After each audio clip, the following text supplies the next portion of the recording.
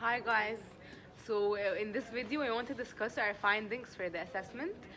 We wanted to make it diverse, so some of us took Uber and others took white taxis because we wanted to get the opinions of different drivers, and we also tried to have people from different ages.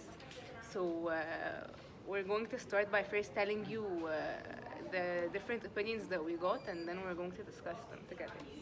For my personal experience, I took an Uber ride. He was a very young age. He was a fresh grad. Then he started talking about how when he applied to other job offers, all the salaries that he got wasn't enough for him and wouldn't cover even the whole month. So therefore, like he said, he was backing up why he was a driver and that it wasn't something inappropriate or something like to be fawned upon. And he even said that he would make like a lot of money and he would save, and like he said, per month he would make 10,000 pounds, which was more than enough than other like multinational companies that he would go out. I have a friend who graduated from AUC and she just started working. Her starting salary is £3,000. So Yes, so like for him, he says that I'd work as a driver and gain much more money and save up for my future rather than working like at a very good company and not even being respected enough or valued by the job that he provides. And then he mentioned like that Uber is very safe, like for young girls to go at night, and it ensured safety for the customers. But he stressed on a point that their own safety is not ensured because like cases that when the customer does something that's harmful for the driver, it's not as viral as when a customer is harmed themselves. Now Abdulrahman will discuss his experience. The taxi driver was really pissed off from the procedures they have to do that Uber doesn't. The first thing is, unlike the car variations in Uber, only certain car models could be a white taxi. And the second and the most disturbing thing he mentioned is that a lot of paperwork involved to transfer a regular car to a taxi, and Uber doesn't do that because they just like operate on regular cars. And finally, he mentioned that the driver's license and car's license should have different configurations for like both the taxi and Uber, and the taxi is a lot difficult. okay, so unlike them, when I took an Uber, my driver turned out to be very old. I'd say he's in his 60s. So when I started talking to him, I asked him why he's working with Uber and what was his previous job.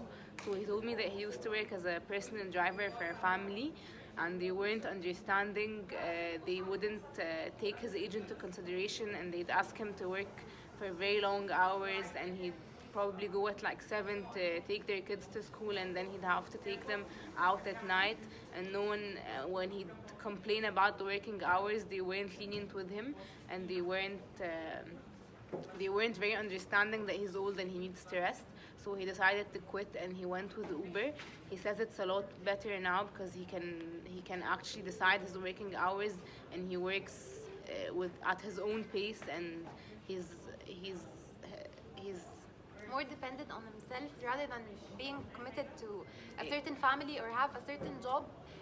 Like he goes whenever he wants and he opens the app and uses the app whenever, anytime No possible for regular him. work hours. So basically, it's a lot better for him given his age and his condition. Sometimes he's sick and he can't make it. So now he goes at his own pace basically. And Mondo also took a cab and Uber, and he's going to tell you about it now. Omar. Omar. So from my personal experience, the white cab ride was pretty weird because the guy went crazy when I mentioned Uber. He said that دولت عيال شخة يا باشا يعني ملهمش في حاجة. He mentioned that they took away a lot of opportunities from taxi drivers, and he thinks it's unfair that they don't have to go through the procedures that a taxi goes through. Like for example, if they're passing by a لجنة, he's like تفتيش بيبقى أصعب. For them, it's much easier for an Uber driver to go through عشان the number plates are blue. That means he's an owner of the car, not a taxi driver. where the Uber ride was pretty nice because the guy was my age, but it was a bit awkward because I felt uncomfortable talking to him because he was a student, but he was unprivileged. He had to work and make good money. His parents didn't accept it because they're like, But I don't think that should be like make you uncomfortable because he's making something out of a living, even if he's a student, even if he's an AUC student, but he's trying to, like, he's putting in the effort to earn his own money by whatever he's doing. yeah, but it was pretty weird because I'm investigating, I was like trying to find Yes, out I information about it, and he's talking about how it's hard to have like such a job or study at the same time. So I felt a bit privileged about that. And he also mentioned that his parents didn't accept it at the beginning, but later on he convinced them. They're like, he's like الشغل مش عيب, but it was pretty difficult. And he said it's better than owning a taxi because most of the time people don't own the taxi. They work for a company where they rent like their car. For an Uber, you can work at any time. Even if he's going to uni, he can take like a ride for a few people with him on his way to uni, and that makes his life easier and like more money for him basically. Yes, I think the thing is that when like Uber and Careem took over the taxi or the cab in general is because like you won't have to stay in the street and like wait for a cab. Maybe if you're late, you can just like when you're getting dressed, you order the Uber or the Careem that you want, and like 5 minutes and you'll be there. I think it's more practical. I think it's more safe. Like for us girls, you won't feel that comfortable or you won't feel that secure in a cab or in a taxi as in Uber because like the tracking, the GPS tracking. So for example, personally, like whenever I take an Uber ride, I screenshot the track and I'll give it to my parents so they will know where I'm headed to. So I think it's much safer for us. I think the experiences depend on who you're with, but I do believe that a lot of young people are leaning in towards that option now because they actually make so much more than they would make at a regular office job because people are very under-evaluated دلوقتي in their jobs. But also, I've had bad experiences when people are young and they're my age. I've had a guy ask me if he can save my number and if he can call me. And then when I got out of the cab, I found him texting me on WhatsApp and telling me it was nice to meet you. And so that was a bit weird. But I believe that everyone, like in everything in life, there are good experiences and bad experiences. So that's not a measure for the success or the failure of the apps. But I also want to comment about the white cab issue and how all white cab drivers are complaining.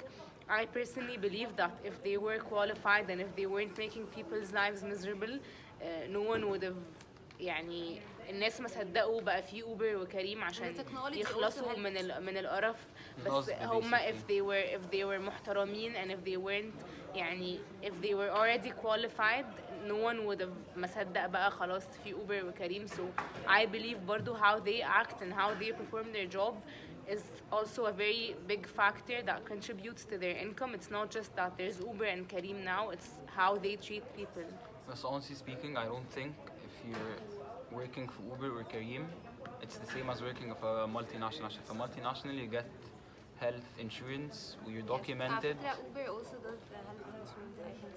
I'm not sure, but I remember from one of the economics classes, they mentioned they're not documented. Peace out. We'll get back to you guys on the insurance thing. So thank you for watching. Hi, the video isn't over yet.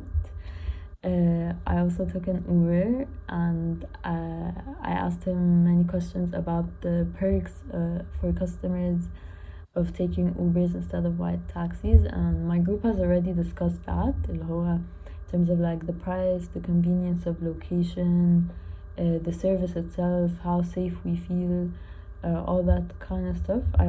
So I don't want to repeat it.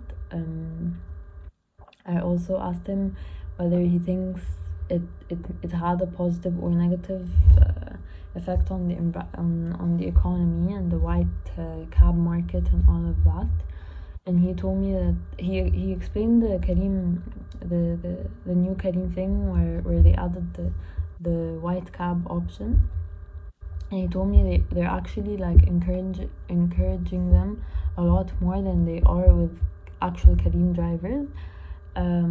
because he explained to me the whole bonus thing اللي هو if an Uber driver makes 50 trips or more in 1 week, I think he takes, I don't remember the amount of trips, I think it was 50, he takes a bonus. But he told me for white cabs they made it less so that they incentivize them to work more and like encourage them. And like in addition to that, they don't just have to be ordered by someone, they can just pick anyone who stops them in the street because they still function as a regular taxi. But that was basically it. He told me the lawsuits are still ongoing, but the situation has become a lot less, like with the hostility and the anger of white taxis, it has like calmed down a lot more than before. And that's basically it.